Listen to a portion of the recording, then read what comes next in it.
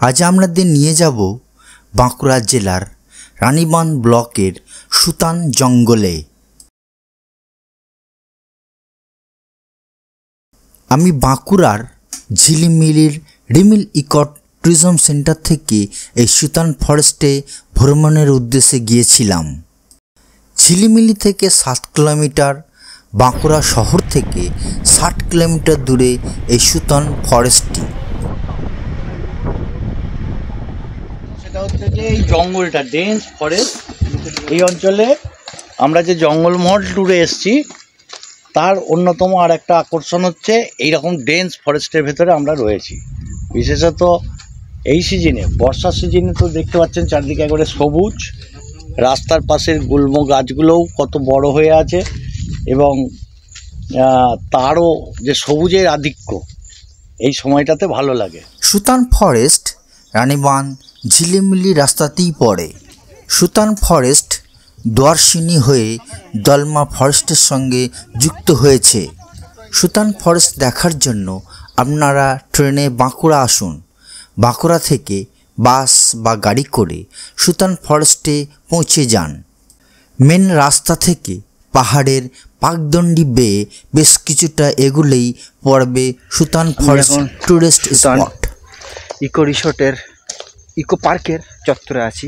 Sutan forest এলাকা বিখ্যাত spot এই সুতান। সুতান হচ্ছে গভীর পাহাড়ি জঙ্গল। সুতান টুরিস্ট স্পটের কাছে দেখা যাবে হরিণবিথি লেক, আর আছে ওয়াচ টাওয়ার। প্রকৃতির অমূল্য সৃষ্টি এই সুতান জঙ্গল। সুতান আসলে একটি উপত্যকা, চারিদিকে ঘন জঙ্গলে ঢাকা, উঁচু টিলা দিয়ে ঘেরা একটি ছোট্ট জলাধার। সুতান ফরেস্টে পূর্ণিমার রাতে মন্ত্রমুগ্ধকর দৃশ্য দেখা যায়। শীতকালে এই জঙ্গল এরিয়ায় অনেক পিকনিক করেন।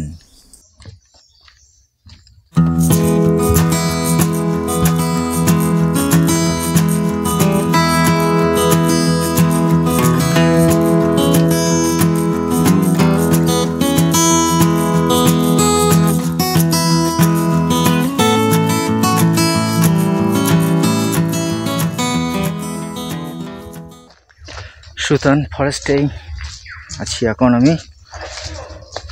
চারিদিকে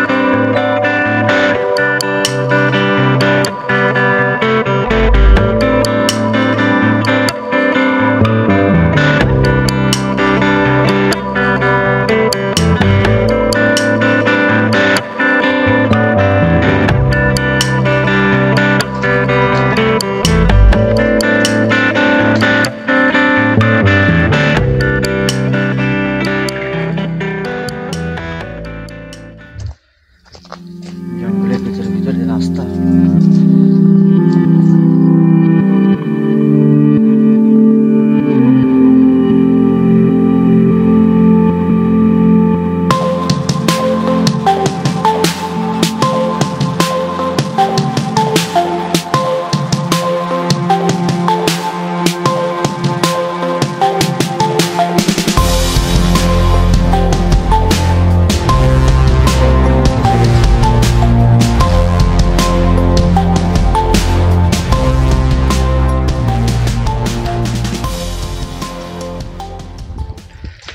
সুতানের জঙ্গলের ট্রেল আছে, ট্রেলের মধ্যে যাচ্ছি।